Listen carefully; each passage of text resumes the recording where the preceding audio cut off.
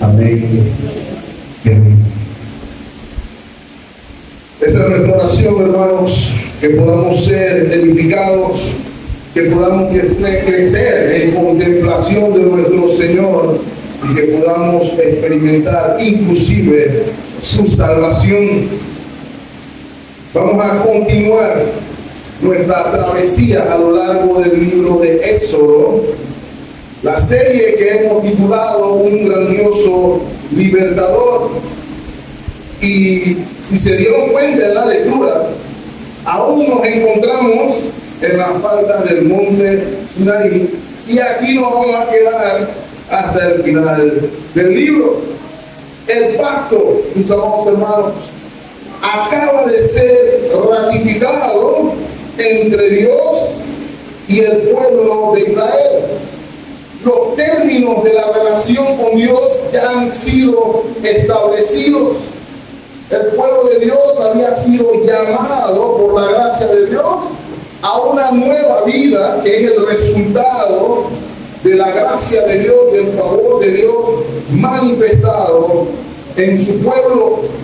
Estuvimos viendo que recibieron el decálogo y la aplicación del decálogo en el libro del pacto. Y ambos documentos tenían la particularidad de, por un lado, mostrar, revelar el carácter santo de nuestro Dios, y al mismo tiempo revelan, enseñan el nuevo estilo de vida por el cual debía vivir su pueblo, el cual estaba basado en el amor a Dios y amor al prójimo. Y todo esto es relevante, mis amados hermanos, porque esto describe el peregrinaje espiritual del pueblo de Dios. De igual manera, usted y yo, el pueblo del nuevo pacto, está llamado a reflejar la santidad del carácter divino en un nuevo estilo de vida que también precisamente se fundamenta en el amor a Dios y el amor al prójimo. El pacto con Moisés, el pacto con Dios en el Sinaí, fue ratificado con sangre de cordero y de macho cabríos. El pacto en el nuevo pacto es ratificado por la sangre del cordero de Dios que quita el pecado del mundo. Y a raíz de ese pacto entramos en una nueva etapa. Recuerdan, hermano, Moisés recibió la orden de volver a subir al monte. Moisés estaba fit, hermano, sin duda alguna, no tengo dudas. Entre la subida y bajada de ese monte tenía que estar en condiciones excepcionales. Sin embargo, subió en obediencia para recibir las tablas de la ley. Y recuerden, hermano, eso era un acto formal, no había fotocopia en ese tiempo, sino que Dios mismo, con su dedo glorioso, digámoslo así, escribió la ley para que tuviera constancia de las instrucciones, de las enseñanzas, como dice muy bien el versículo 12. Y veremos, hermanos, que el ascenso al monte no iba a ser breve, sino que iba a ser extenso. Iba a estar allá arriba Moisés por 40 días y 40 noches. De modo que él no solamente iba a recibir las tablas de la ley, de hecho me acuerdo acordar que aprendimos en el estudio del miércoles, que esos 40 días y 40 noches fueron sin tomar un sorbo de agua y sin comer ni un pedazo de pan. Me quedé con la pregunta que comió Josué cuando subió. No vamos a ver eso. 40 días y 40 noches. De modo que no solamente recibió Moisés allí las tablas, sino que recibió instrucciones que contienen bellas palabras de vida. Piénsalo por un momento, hermanos. El pacto eterno entre la primera y segunda persona de la Trinidad consistía en la redención, de un pueblo para la gloria de Dios, como hablamos esta mañana. Recuerden cuál es la clave. Él sería su Dios y ellos serían su pueblo. Esas son las más bellas palabras que usted encontrará, mis amados hermanos. El tabernáculo y el sistema levítico en torno a él, o el sistema sacerdotal, para ser un poquito más claro, iban a ser la evidencia del cumplimiento de esa promesa. La clave para entender todo lo que viene a partir de aquí, no solamente todo el texto que vamos a ver esta mañana, sino todo lo que sigue, está en el versículo 8. Véanlo conmigo, Éxodo 25, 8. Y harán un santuario para mí y habitaré en medio de ellos. Esa es la clave, mis amados hermanos, no solamente de nuestro texto, sino que nos permite entender todo lo que vamos a ver hasta el final del libro. Por ejemplo, adelante a Éxodo 29, vaya al versículo 45.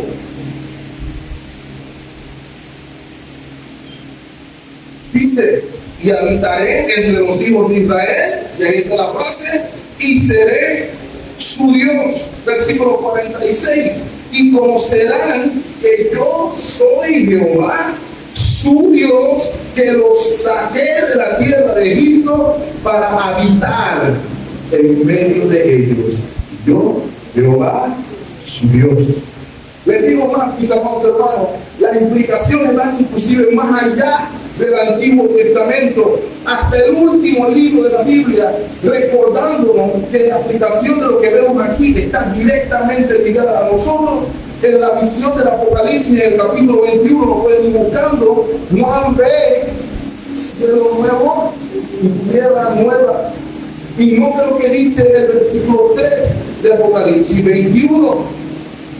Y oí una gran voz del cielo que decía: he aquí el tabernáculo de Dios con los hombres, y Él morará con ellos, y ellos serán su pueblo, y Dios mismo estará con ellos como su Dios.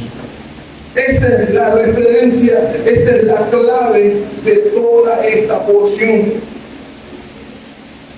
La premisa que vamos a ver precisamente en toda esta porción es que Dios redimió a su pueblo para morar en comunión íntima con Él para siempre. Esa es la premisa, mis amados hermanos.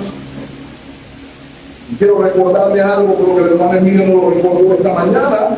Es importante entender que esto no es un asunto de vivienda, porque Dios no cabe en ninguna vivienda. Este es un asunto de comunión, es un asunto de intimidad. Dios es mi Dios y está entre nosotros, y ahora en el nuevo pacto está inclusive en nosotros, para que disfrutemos de la comunión con Él. Mis amados hermanos, los hermanos por allá en el siglo XVI, XVII hacían algo que nosotros no acostumbramos a hacer igual. Catequizaban a sus niños, no le tenían miedo a esa palabra, porque significa simple y sencillamente enseñar.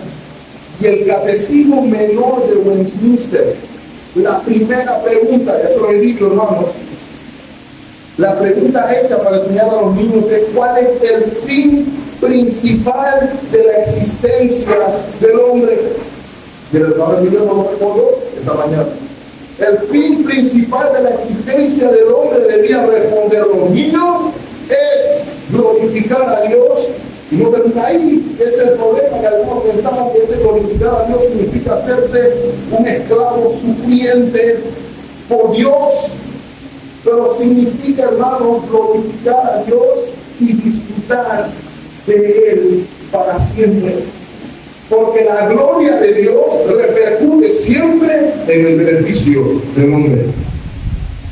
Ahora, mis amados hermanos, he de reconocer que esta porción que estamos iniciando hoy, que podría ser una serie en sí misma, es también difícil de lectura. Entramos en una porción bastante extensa. Y le ruego, hermano, que mientras leo no se me duerman porque da sueño. Medida, 4 codos aquí, 2 codos allá, tela aquí, bloque allá, madera por aquí. Eso puede sonar tedioso. Sin embargo, mis amados hermanos, no lo subestimemos. Pareciera que se nos está dando demasiado detalle para la construcción de una tienda, porque realmente el tabernáculo es una tienda portátil.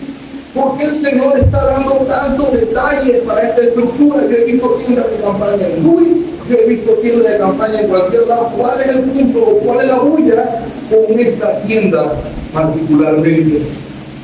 Ahora, mis amados hermanos, sin duda esa puede ser la impresión que nos puede dar, pero hay una razón por la que hay tanto detalle. Como ya les he dicho, hermanos, Dios no es caprichoso. La intención de Dios no es matar su aburrimiento aburriéndonos a ustedes, sino que la intención de Dios es revelar cosas a su pueblo. Dios es un Dios que se revela a su pueblo y va a mostrar la eternidad entera. La eternidad, porque es infinito, hermano, conociendo a Dios. ¿Por qué digo esto, mis amados hermanos? Esta tienda de campaña no es meramente una tienda de campaña, sino que es la revelación de algo más grande. Acompáñenme, por ejemplo, a Hebreos, capítulo 8, versículo 5. Y aquí el autor de Hebreos está hablando acerca del sistema levítico, está hablando del sumo sacerdote y por ende del tabernáculo, porque ambas están ligadas. Y note lo que dice el versículo 5, los cuales sirven a lo que es figura y sombra de las cosas celestiales, como se le advirtió en Moisés cuando iba a elegir el tabernáculo, diciendo lo que vemos en el versículo 9: mira, haz todas las cosas conforme al modelo que se te ha mostrado. ¿Dónde, hermanos? En el mundo. Importante que entendamos, hermanos, el tabernáculo apunta a cosas celestiales, el tabernáculo apunta a cosas más grandes. El tabernáculo es más que una tienda porque es una imagen de Cristo, el verdadero tabernáculo, y también es una imagen de la iglesia, como vamos a ver a continuación. Por ende, la información que vamos a ver aquí está llena de tipos y de sombras. Por eso cada detalle es importante, los materiales, el ónice, la madera, el oro, el bronce, todos estos materiales hablan de algo, revelan algo. Son muy importantes lo que revelan los hermosos hermanos para que usted y yo podamos comprender el plan de redención. Por eso, hermanos, quise titular el mensaje, la morada de Dios con su pueblo redimido. La morada de Dios con su pueblo redimido. Y hay 3 cosas de donde todas nuestras lecciones y aplicaciones se van a derivar. La primera, la participación del pueblo en la edificación del tabernáculo. Es lo primero que notamos. La participación del pueblo en la edificación del tabernáculo. Lo vemos inmediatamente en el versículo 1 y 2.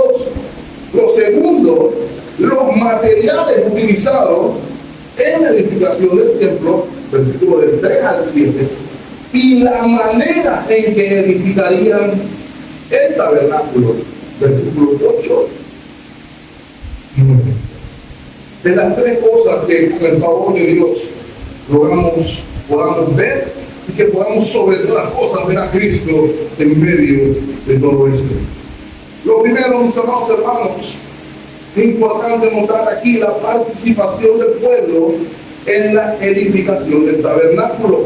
Aquí hay una gran lección para el pueblo de Dios aún hoy. Primero, Vemos que el pueblo de Dios es iniciativa de Dios. Fue un mandato de Dios.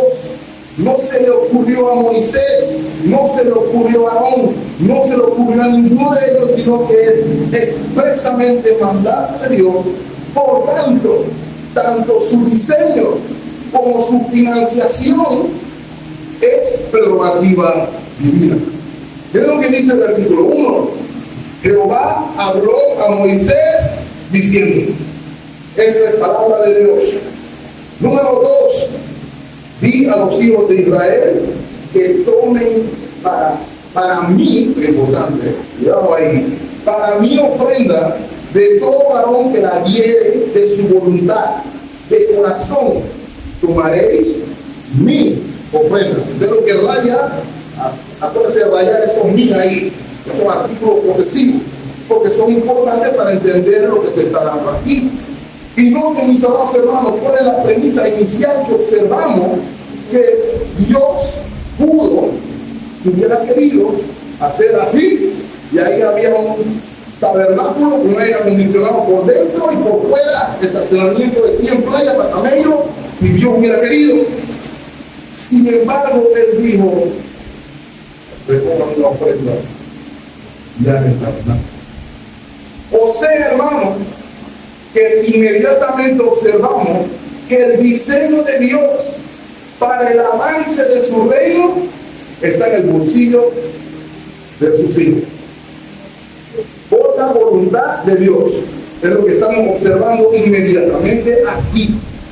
Y observamos, hermanos, que el acto realizado es un acto de adoración. Eso es lo que implica la palabra ofrenda.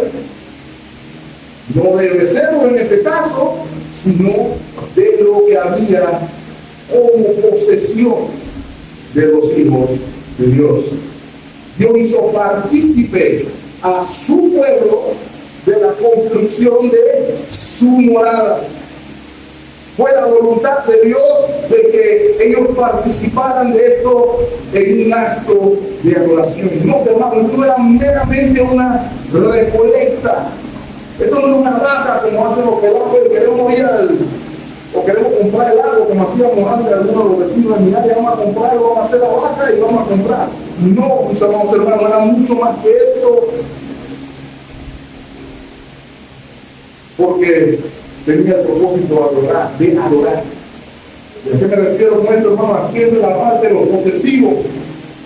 Donde la ofrenda no era para Moisés, la ofrenda no era para Aarón. Dice allí, la ofrenda del Señor, mi ofrenda, tomarán mi ofrenda en un acto de adoración a Dios.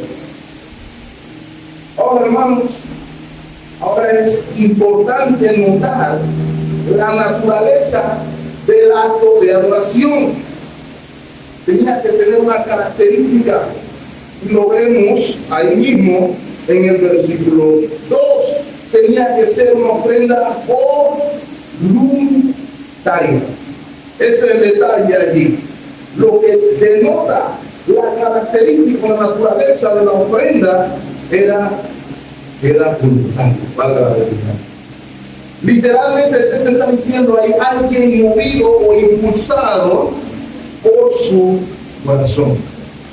Hay un pasaje paralelo que nos va a dar inclusive más detalle aquí mismo en Éxodo.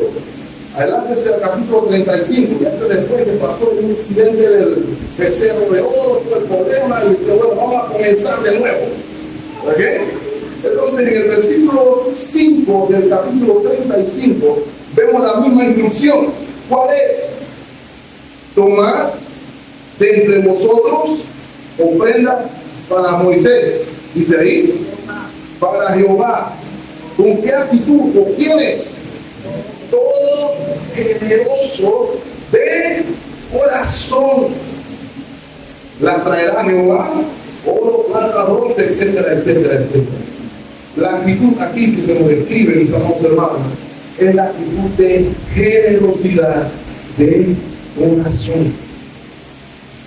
Hermano, esto pudiera parecer un mensaje de mayordomía, Bueno, por eso yo no le cogí y vamos en el orden de los textos. ¿Ok? Si que nadie le echa la culpa, el pastor está mandando mensajes subliminales. Pero aquí vamos a notar que la mayordomía no es un asunto de cuánto hay en su cartera, bolsillo, billetera. Esto es un asunto de vida espiritual.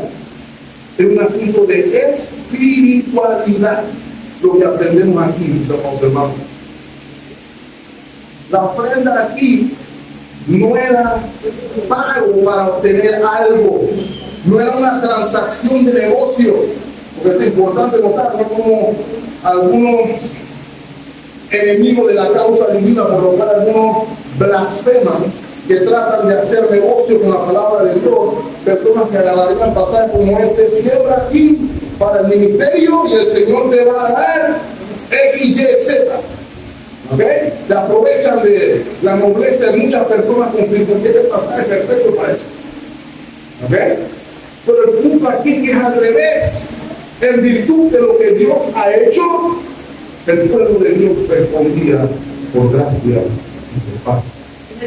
Note aquí, mis amados hermanos, esto no era una negociación y transacción, sino una expresión de amor y adoración a quien los redimió de la presión. Y añado más, es un deseo genuino de querer disfrutar de la presencia de Dios por parte del pueblo. Piénsalo bien, hermano, la meta de todo, la meta del tabernáculo, no era que iba a ganar para mí materialmente, sino que íbamos todos a disfrutar de la bendición, de la comunión con Dios en medio nuestro. Si usted no hubiera dicho el término hipotético, porque no es grande, a veces no nos damos cuenta, si el Señor te hubiera dicho a usted, yo voy a vivir algo en tu casa, voy a mudar, porque esto le construye algo ahí. ¿Tú crees que usted? ¿Cuánto hubiera puesto usted? No, Señor, no hay para eso. No, voy a al hotel García y yo te enfermo el día que lo vi. ¿Cuánto hubiéramos dicho esto al Señor? Cuando yo entiendo que el beneficio es la comunión con Dios, eso trae alegría y le da más generosidad, porque eso es incomparable con cualquier otra cosa.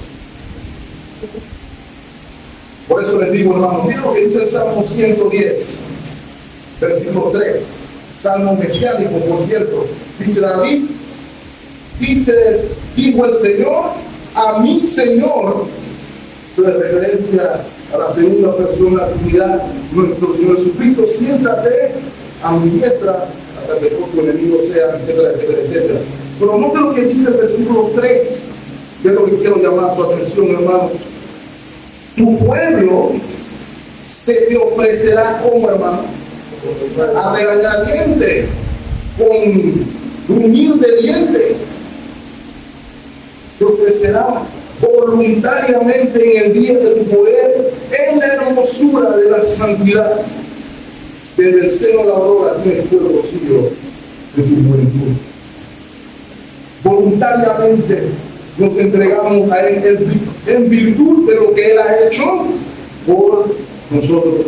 Probablemente las palabras de Moisés eran las que tenía el apóstol Pablo en mente, ¿cierto? En 2 Corintios capítulo 9, versículo 7, cuando dice: cada uno de como, hermano, como propuso en su corazón, no con tristeza ni por necesidad, porque Dios ama al dador triste. Amén. Hermano, no que algo que es importante, lo que determina la cantidad no es la imposición. No se dice, hermano, necesito $5,000 para hacer el mantenimiento del carro. Los primeros voluntarios que lleguen aquí con $5,000 para que yo pueda hacer el mantenimiento del carro, el Señor lo va a bendecir. O sea, no es sistema, no es imposición, es genuinamente, mis amados hermanos, una voluntad recíproca a la voluntad de Dios. ¿Saben qué leí hace poco? Porque algunos pensarán que el pastor está exagerando. Hay casos de personas que han tomado el púlpito del Señor para decir cosas como: Hermano, si tengo que dar para completar tanto, el Señor dice que me va a matar. Literalmente hablando, durero si quiere, hermano. Pero el punto que voy es, ¿qué hizo la persona en ese momento? Yo voy a dar, porque no quiero que el hermano muera o se quede sin gasolina o le pase algo por el estilo, que es lo que promueven esta figura. La premisa aquí, mis amados hermanos, es que el dar es respuesta a la gracia de Dios. Lo que Dios es y ha sido para ti no tiene nada que ver con el pastor, no tiene que ver nada con el viejo, no tiene que ver nada con más nadie que solo Dios. Esa es la premisa. Le doy un ejemplo, hermano. Ni siquiera tiene que ver con cuánto tienes en la cartera. Según de Corintios, capítulo 8, el apóstol le está describiendo a los macedonios. ¿Y saben qué? Los macedonios estaban pobres y en persecución. Nosotros estamos técnicamente mejor que los macedonios, aunque no necesariamente nuestras cuentas digan lo mismo. Nosotros estamos mejor que los macedonios. Y note lo que dice el apóstol Pablo de ellos en el versículo 3. Pues doy testimonio de que con agrado han dado conforme a sus fuerzas y aún más allá de sus fuerzas. ¿Por qué? Note lo que dice el versículo 4. Pidiéndonos, rogándonos que les concediésemos el privilegio de participar en este servicio de oración. Hermano, ¿usted ve el dar a la obra de Dios como un privilegio o lo ve como el patrón le está tratando de robar? Hay dos maneras de verlo. Usted lo puede ver como los macedonios o lo puede ver como lo ve mucha gente hoy. Imagínense, denme el privilegio. No tengo mucho, pero dígame dónde puedo dar. Y estoy inclusive dispuesto a sacrificar para el privilegio de servir a Dios. ¿Okay? Esa es la perspectiva. Y ahí podemos entender, mis amados hermanos, que nuestros bienes dados generosamente a la obra de Dios son también un acto de adoración. Su acto de oración. Lastimosamente, el alargamiento de algunos ha hecho pensar que la iglesia de Dios es un negocio. Pero hermanos, quiero recordarles algo. El día que yo les diga a ustedes algo que les haga pensar que Dios necesita algo de ustedes, ese día tienen que hacer el buen negocio y votar inmediatamente. Porque Dios no necesita nada de ustedes, como vino esta mañana. Dios está diciéndole a sus hijos: colaboren conmigo en mi propósito, en mi objetivo, sean partícipes en mi relación con ustedes, de mi obra a nivel global. Díganme, hermano, que eso no es un privilegio. Lo es. Pensemos, hermano, cuando pasa el plato de la ofrenda. Pensemos, hermano, cuando escuchamos a los misioneros.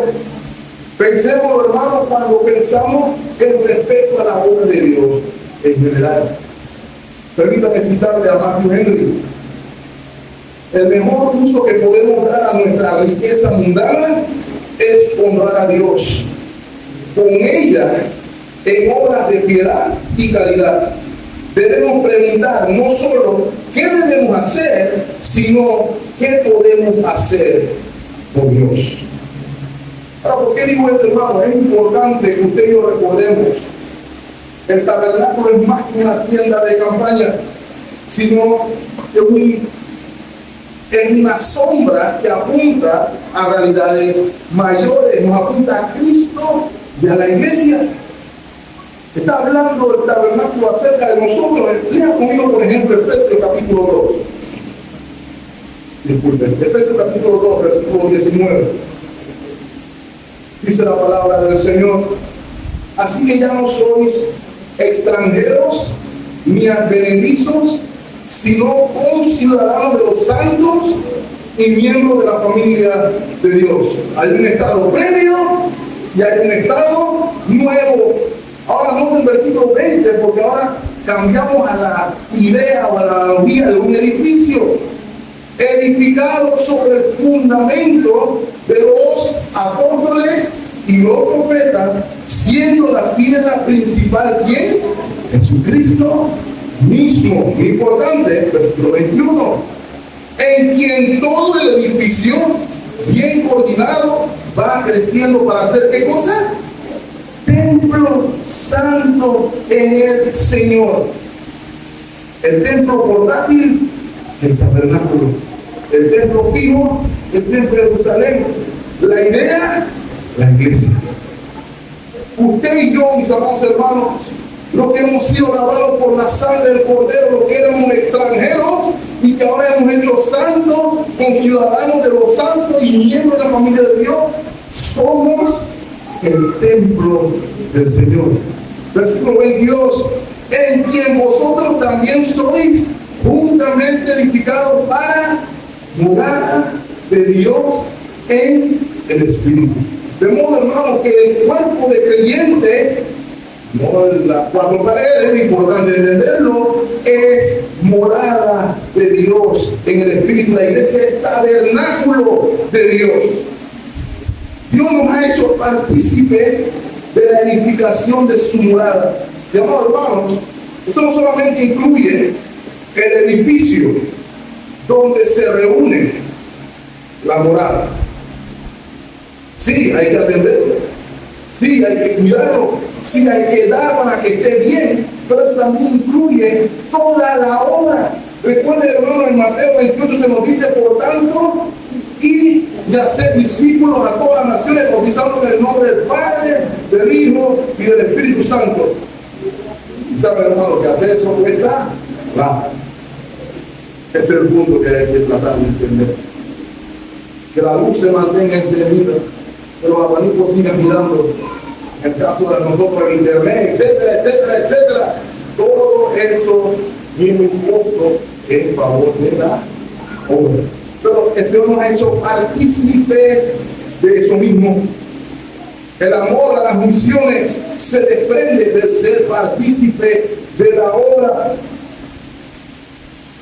Ahora, hermanos, habiendo dicho eso, quiero referirme unos minutos a los materiales utilizados. Por aquí tenemos una grata lección, dado que somos partícipes en la edificación de la morada de Dios. No de los materiales utilizados. Versículo 3.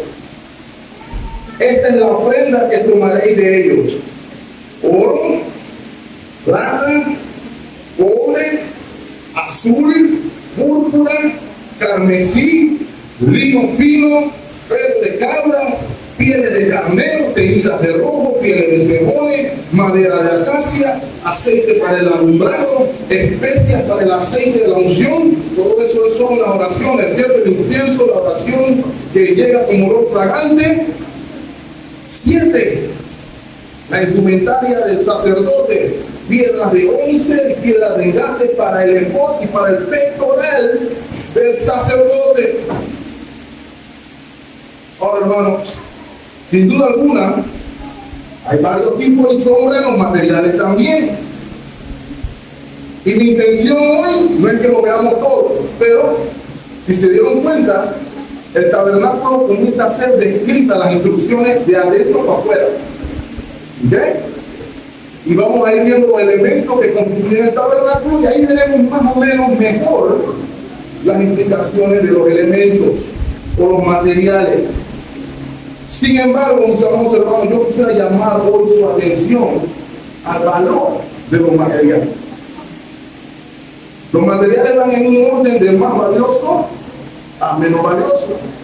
Oro, plata, bronce, ciertos materiales que vienen después bajando, son igual de valiosos. Por ejemplo, hermano, uno que me llamó la atención es el púrpura. Cuando usted ve a un rey o la majestad vestida en púrpura, usted entiende, no, ese es el rey. ¿No sabe por qué?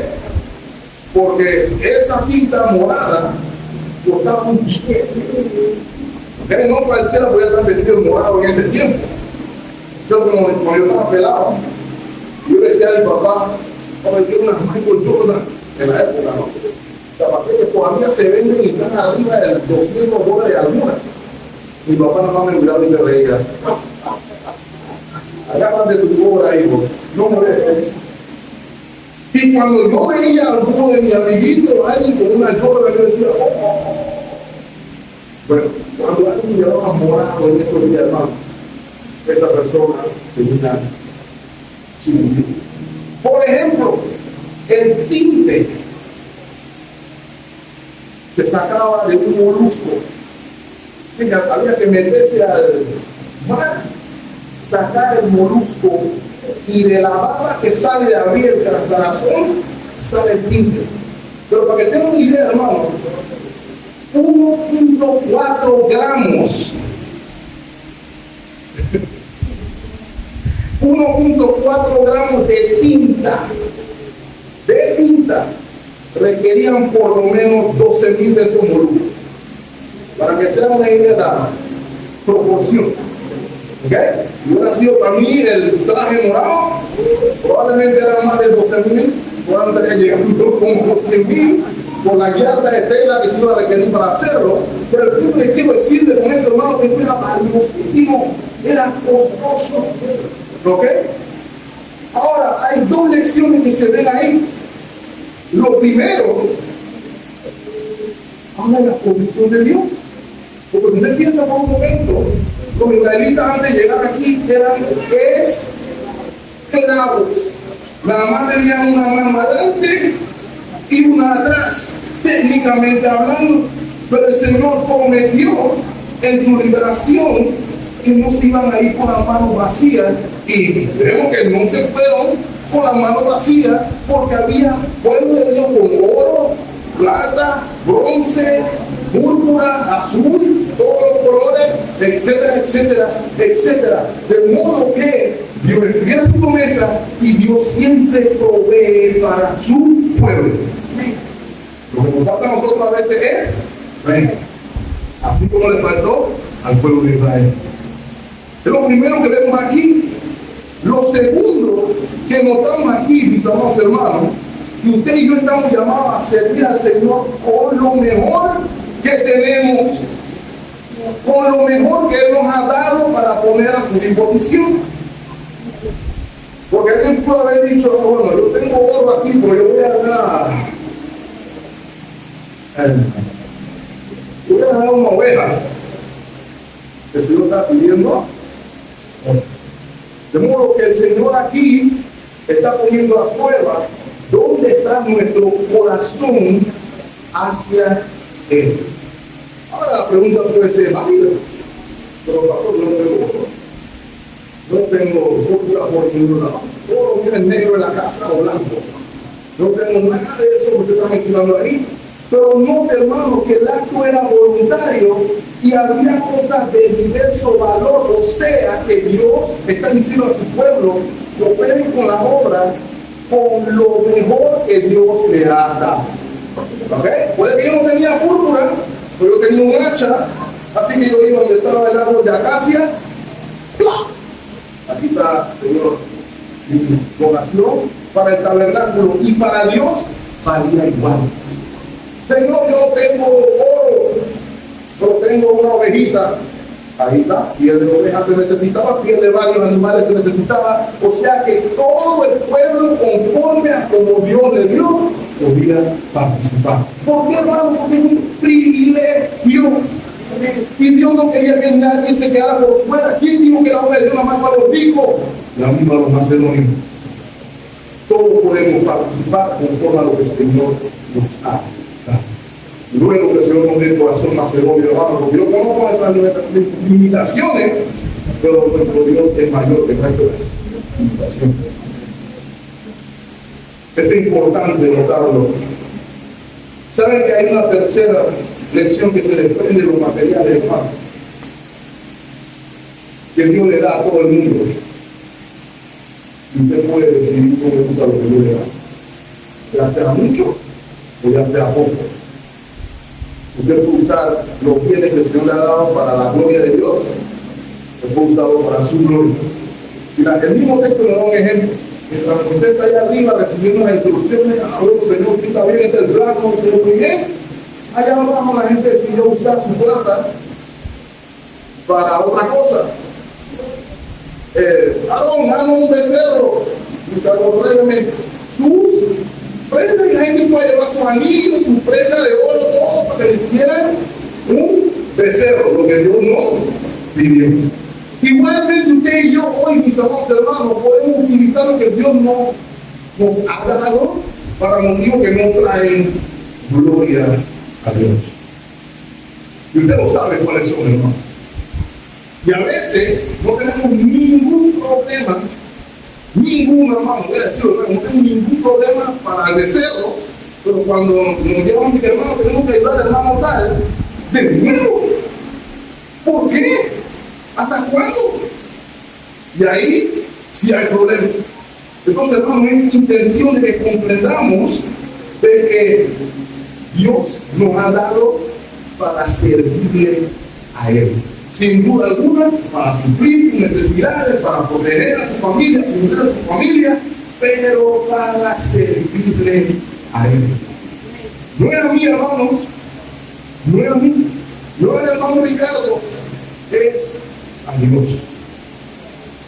Lo cual me lleva al tercer y último punto, mis amados hermanos.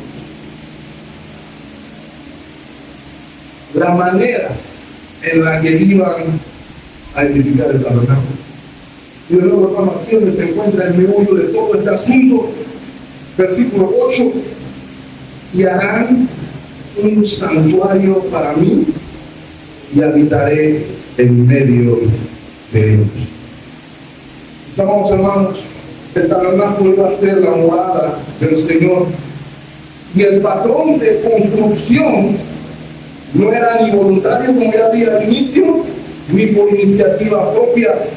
Las instrucciones eran muy específicas y debían ser seguidas al pie de la letra, no solamente porque ilustraba realidades espirituales y cosas celestiales, sino que nos habla de la gloria en presencia de Dios. Veamos un ejemplo. Hebreos capítulo 9, versículo 24. Dice el autor de Hebreos: porque no entró Cristo en el santuario hecho de mano, ni el tabernáculo, ni el templo. ¿Lo ven ahí? Figura del verdadero. ¿Lo ven ahí? Ni el tabernáculo portátil, ni el templo fijo era el santuario verdadero. ¿Lo ven ahí? Sino, ¿dónde, hermanos? En el cielo mismo, para presentarse ahora por nosotros ante Dios. De modo que el diseño del tabernáculo era también, junto con ser imagen de la iglesia, sombra de Cristo, todas otras cosas, una representación celestial. Por eso debía ser como Dios dijo que debía ser. Mis amados hermanos, Dios iba a ser un santuario, no una galería, no un club, un santuario. Le harán un santuario. Y esa palabra santuario solita habla de que se respira santidad en ese lugar. Ese es un lugar separado, apartado, un recordatorio para el pueblo de Dios de que su Dios con el que tienen comunión es santo. El Dios del que estaban separados al principio, donde antes no se podían ni siquiera acercar a la orilla del monte, ahora podían acercarse a Él. El sacerdote puede llegar al lugar santo y el sumo sacerdote al lugar santísimo una vez al año, como recordatorio de la santidad de Dios, pero podía llegar. Es figura de Cristo también, veremos más adelante los hijos. Pero el punto es que hoy somos hermanos, ahora hay acceso, sigue siendo santo. Y Dios sabía que su pueblo, aun cuando era santo, ellos no necesariamente siempre son santos. Le voy a decir algo, hermano, una de las características del tabernáculo, porque yo no somos capaces de experimentar, pero además podemos ver fotos y diagramas, es que allí, ese lugar, tenía que estar constantemente manchado de sangre de la vida. El olor a sangre era la norma. Entonces se corta y tengo la sangre me molesta. Mi esposa que tiene la nariz jónica, dos gotas de sangre y eso es inmediatamente. No obstante, hermano, tema de tabernáculo, usted ve el tabernáculo, el olor de sangre era increíble por la cantidad de animales que se tenían que matar para mantener el sistema de vida. Eran miles de animales al año. Si hubiera sociedad corredora de animales, hubiera demanda por activa y por pasiva por la cantidad de animales inocentes masacrados.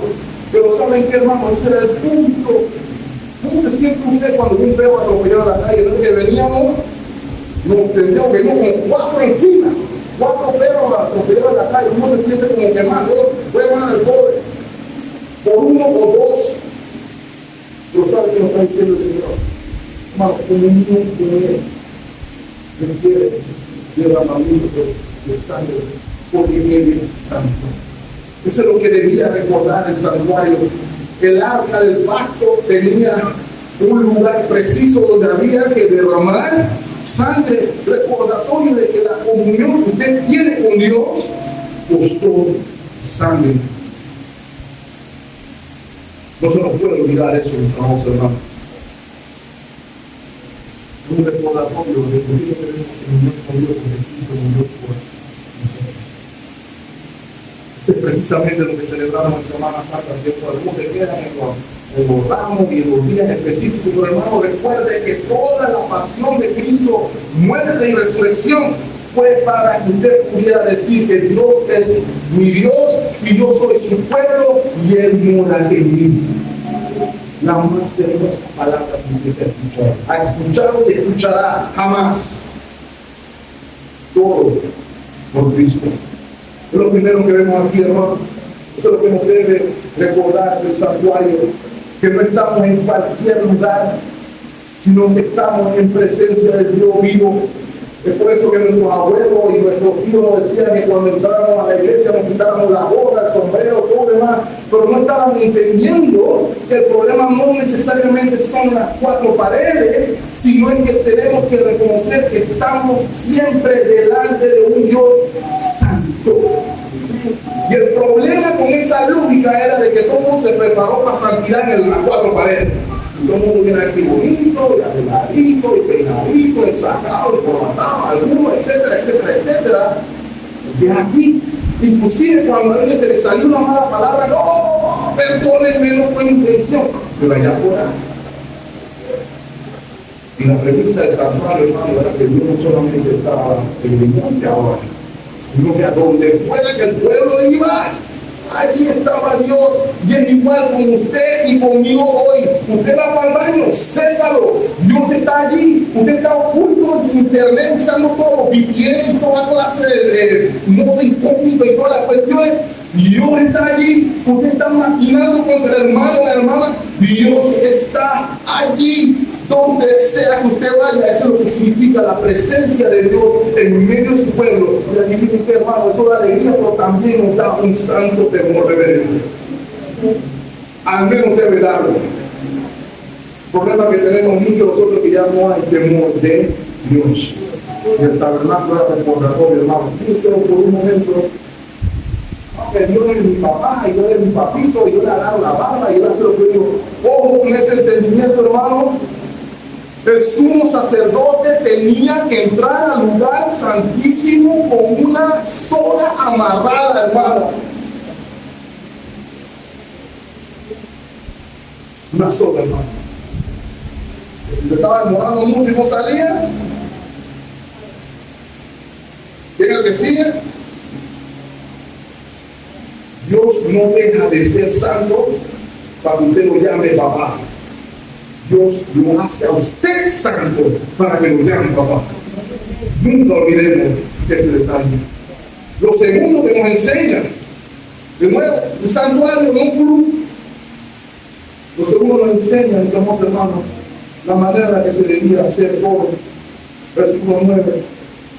Conforme a todo lo que Aarón te muestre, conforme a todo lo que uno de los 70 ancianos te muestre, conforme a todo lo que yo te muestre, el diseño del tabernáculo, el diseño de todos los utensilios, así lo haré.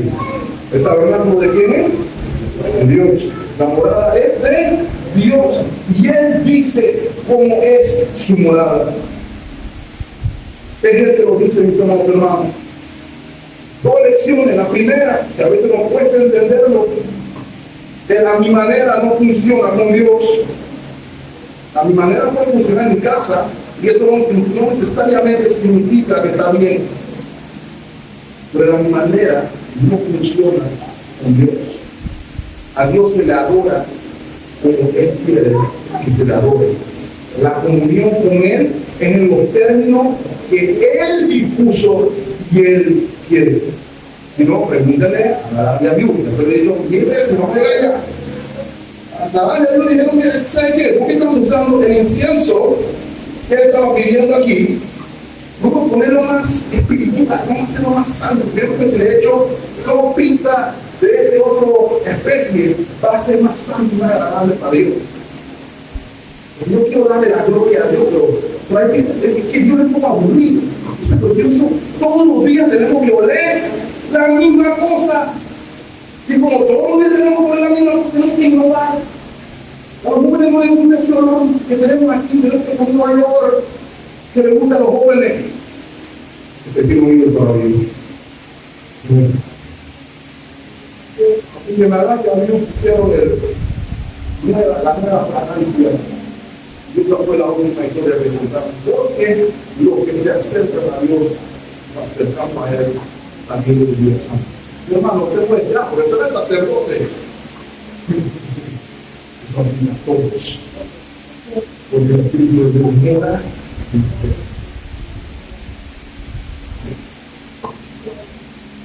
Voy a citar al hermano Crespo, que dice de la siguiente manera: construiremos el tabernáculo de Dios o el templo de Dios o a la iglesia de acuerdo con las instrucciones que Dios ha dado.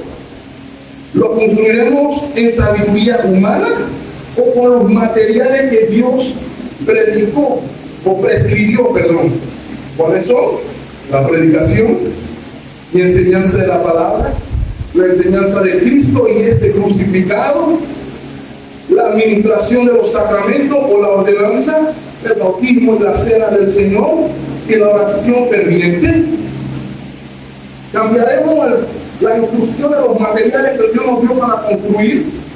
No, pastor, eso es predicar, eso a los jóvenes se duermen. Usted no ve que a él se le duerme, pastor. Bueno, hermano, digo, se pueden dormir todos. Y aquí nada más se va a predicar la palabra del Señor. Aunque se duerma algo.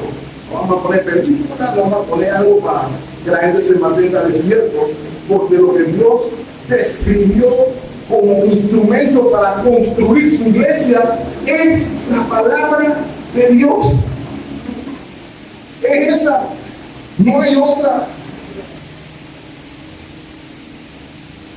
Eso fue lo que Él determinó. Ya vamos a tener cena del Señor, vamos a tener otra cosa, o vamos a tenerla toda en nuestra casa. El Señor construye su iglesia como Él quiere. Y los medios de gracia los da Él. ¿Sabe qué es lo que nos toca a nosotros? Solamente disfrutar de los medios de gracia. ¿Cree usted de alguna manera que usted tiene un mejor medio que Dios para adorarlo a Él? ¿Cree usted que usted es capaz de adorarlo mejor de lo que Él estipuló? Eso es imposible. Sigue diciendo el hermano Crespo, solo podemos construir sobre el fundamento de Cristo con los materiales que Dios prescribió. Nada menos que eso se trata. Si dejamos de creer eso, hermanos, estaremos en pérdida. Muchas de las razones, lo digo con temor y temblor, hermanos, por la que algunas de nuestra iglesia están en declive y están en sufrimiento extremo, es porque hemos abandonado los materiales que Dios ha dado para la construcción. Literalmente, algunos hemos dicho, los hombres se aburren con muchas palabras y estudian la Biblia. No, vamos a bailar, vamos a cantar, vamos a jugar. Entonces tiene su espacio, pero no reemplaza una dosis de la leche no adulterada de la palabra de Dios. Porque después nos preguntamos, hermanos, ¿por qué la gente se va? No, lo que hace que ahí nada más canta himno, por un ejemplo. No, lo que pasa es que allí no hay fuego, lo que sea que eso signifique. Y algunas personas toman decisiones allí, pero no, hermanos, no es sencillo con su pueblo. Van a construir así, y lo que se va a hacer aquí es esto, 1, 2, 3, no hagan otra cosa, hagan lo que ya. Nosotros somos los que complicamos el asunto. ¿Okay? Lo último comentario, hermanos. Tenemos toda la gloria de Dios aquí. La recompensa final de todo este asunto, de la construcción del arca, del tabernáculo, de la ofrenda, de los materiales, el punto final, la recompensa de todo eso, de la plata, mi carro, mi casa. Por eso lo dice el apóstol Pablo, lo leímos, cada quien dé como propicio en su corazón. Y el apóstol Pablo fue sencillo y claro, el apóstol lo dice, bueno, dé como propicio en su corazón, pero si da tanto, el Señor te va a dar tanto. No me quiero nada de eso, porque lo que Pablo quiere que yo sepamos, que la recompensa de nuestra adoración, que la recompensa de nuestra vida en comunión con Dios es Dios mismo. Fuera de eso, no hay mejor recompensa. Esa es la premisa. La recompensa era lo que vimos en el versículo 8, daré un santuario y habitaré en medio de ustedes. Y hoy, mis amados hermanos, Dios habita en ustedes. Dígame, ¿qué es lo que es? Genuinamente, ¿qué puede ser mejor que eso? Por eso es una ofensa del evangelio de la prosperidad, porque reduce a Dios a lo que puede dar por sobre lo que es. Y la gente queda enfocada nada más en qué me puede dar, qué me puede dar, qué me puede dar, y no en disfrutar de la gloria de Dios para siempre. El problema del huerto, hermano, no da lo que, lo que Dios le daba, porque Dios le dio todo en el huerto. ¿Qué le faltaba dar en el huerto, hermano? Nada. No, pero yo no sé Dios. Me falta ser Dios. Ya es lo que me pongo. Dios es la mayor recompensa de nuestra existencia. Cierro con Salmo 84, 10. Para que podamos comprenderlo. Dice el salmista, para que podamos entender que no hay comparación. Porque mejor es un día en tus atrios que mil. La poesía es genial, hermano. Un día en tus atrios, Señor. Un día en tu presencia. Un día en comunión contigo. Uno es mejor que 1000 años fuera de él. El punto es que cuando tú estás en comunión con Dios, tú estás en comunión con Él. Pero entendamos el principio, hermanos. Mira lo que dice el salmista: escogería antes estar en la puerta a la casa de mi Dios que habitar en las moradas de maldad. ¿Sabe qué lección se lo da, hermano? Si usted no está en presencia de Dios, si usted no mora en la presencia de Dios, usted mora en presencia de maldad. Y no me importa qué tengo. Todo está. La diferencia es no que tienes, sino a quién tienes.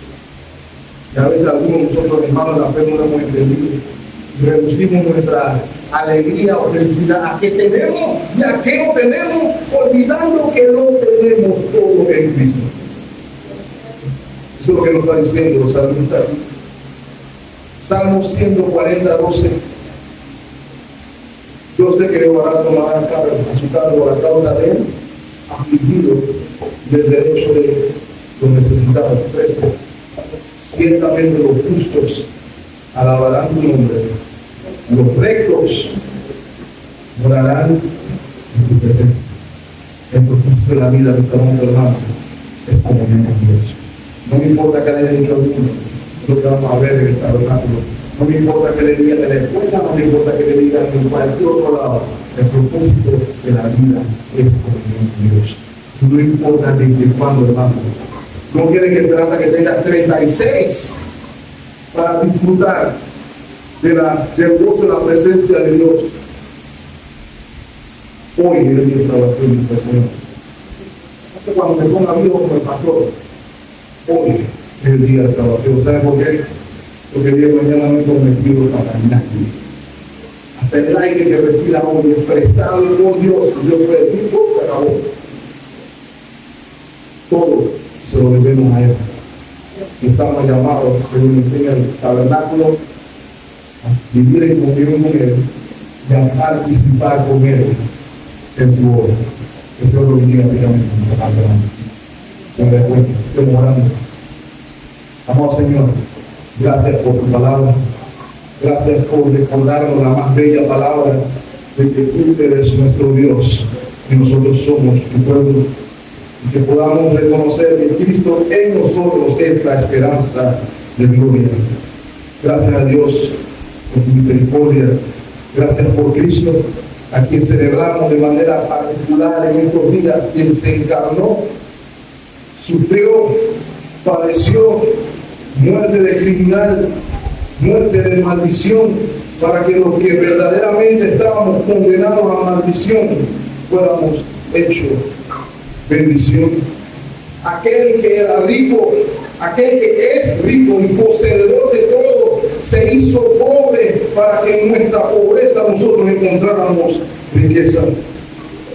¿Cómo no vamos a contribuir, Señor? Si tú nos has dado el mayor ejemplo, al privilegio que nos has dado de participar en tu obra. Ayúdanos a ser conscientes de estas realidades y a vivir para tu gloria, te rogamos. En Cristo Jesús pedimos estas cosas, de acuerdo a lo que sea. Amén.